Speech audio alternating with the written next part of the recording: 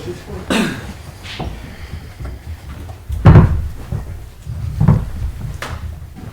everyone. Just to remind you, we'll start off with the live section for immediate use, and then move on for an embargo section for 10:30 this evening.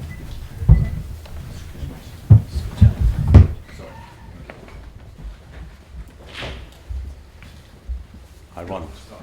I'd like to start off with a couple of general questions we're asking all the managers today. The situation at Valencia, someone who obviously knows the club better than anybody else in this room, what did you make of Gary Neville's time there and his departure? How long he was in charge?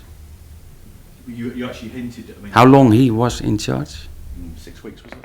6 weeks. Yeah. Not bad, I was 6 months. Are you surprised? I'm not surprised. I know the club. Care to elaborate on that? No. Of course, it's part of the job as a manager, but I know a lot. I know a lot of inside information, and I keep it for myself. Staying in Spain, El Clasico. Are you going to be watching it, and who do you think is going to win? Do you still have a slight loyalty towards Barcelona? Of course. I'm more Barcelona fan than I'm from Real Madrid, and but they have a difference in points at the moment, and it looks good for Barcelona. I think they are the favorite, but it's a special game for everybody. It's really revivals this Saturday, and okay, I hope that the points that they're keeping the points in Barcelona. Let's talk about Southampton now. The international break, did that come at a bad time for you, Ronald? Because you were going well.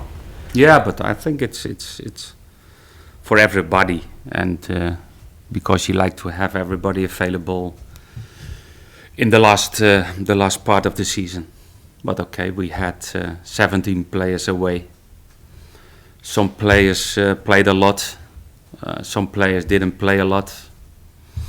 We play on Sunday. I think that's good to have one day more to recover from all the players who traveled a lot, who played a lot, and that's good. But I think we know it's also good to have international players, because it's a good experience for the players to develop themselves and to prepare for some of the players to prepare the Europeans, and that's good. Did everybody come back in one piece? Any knocks or injuries? We had 24 players on the pitch today, and we have 25, and that means that Shane Long came with patella tendon injury back, and he will be doubtful for Sunday. You say you've got that extra day. If you can recapture the form you had going into the international break, Ronald, have you got the squad and the players to beat Leicester City? Yes, of course. We have the experience from the home game. 60 minutes, we were the dominated team, 2-0 up, chances to score the third and the fourth. But they showed already in that game to have a great spirit. They kept going till the last second, and the final it was a draw 2-2. But at that time I was surprised about the position on the table, and it's amazing. All the credits to them that they are still fighting to win the title, and maybe this weekend will be will be a big decision. If you have Liverpool, Tottenham, and you have Southampton against Leicester, but they also afraid about Southampton because they know we can beat everybody. And we showed that against Liverpool, we showed that away against Man United, we showed that away against Chelsea. We have full of confidence to play, but we realize that they are very tough, very strong, with some good individual, great players, and we're looking forward to Sunday. Which players in particular have really impressed you this season? Okay, Vardy is the scoring player, and Mahrez is with a lot of assists and goals, and the two midfield players like Kante and Drinkwater.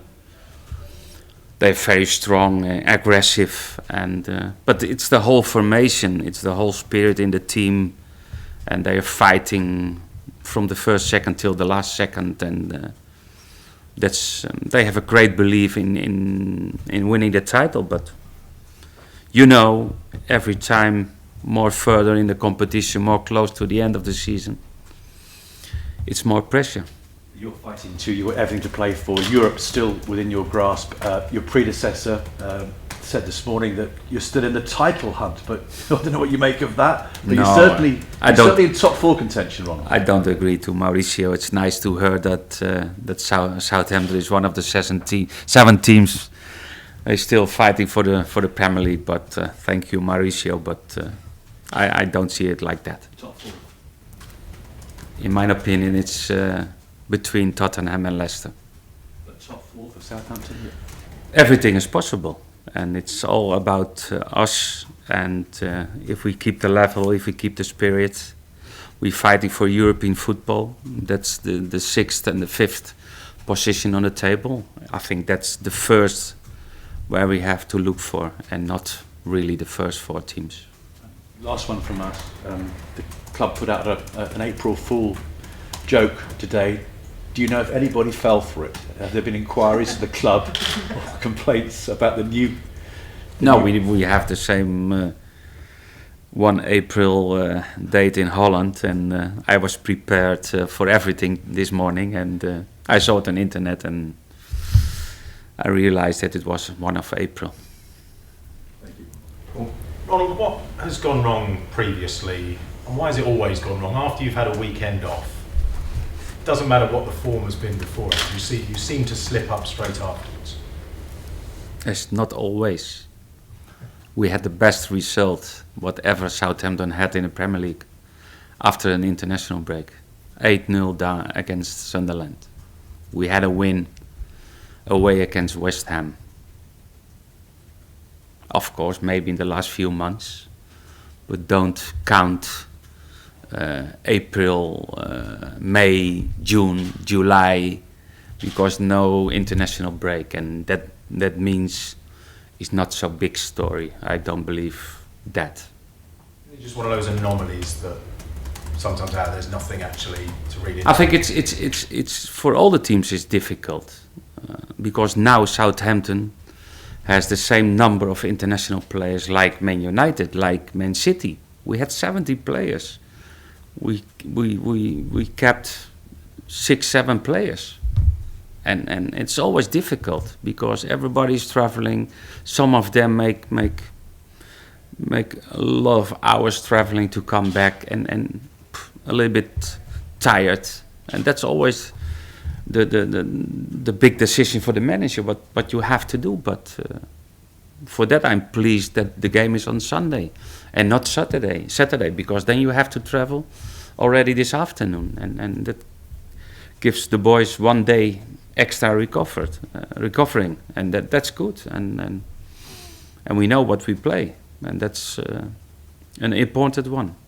Is there an element then that the club is learning how to deal with this, having not really been in this position before, having so many players away? Yeah, of course, we like to control everything that the players are coming back fast as possible, and of course, in the planning, we speak individual to the players about to have a day off after the international break, and some players didn't play on last Monday or last Tuesday.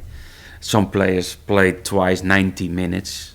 Okay, I can't do anything. I can't do something against that. And always you hope that everybody will be fit when they come back.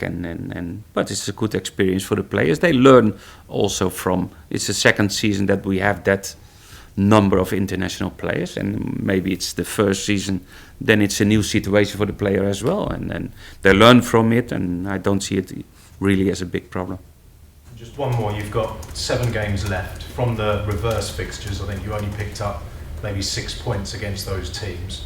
Are you in a better place now to go on a good run, pick up more points, finish strongly? Yeah, we know our situation. If we like to play in Europe, then we need more points than 6, and that starts this Sunday, and it's game by game, and we play a lot, but Leicester play a lot. Everybody is playing for something, and that's nice to see in the Premier League. And teams are fighting against relegation, and teams are trying to get a place in Europe, and some teams are playing for the title, and it's pressure everywhere. Any more for the live section? We'll move on for 10:30 tonight, then, guys.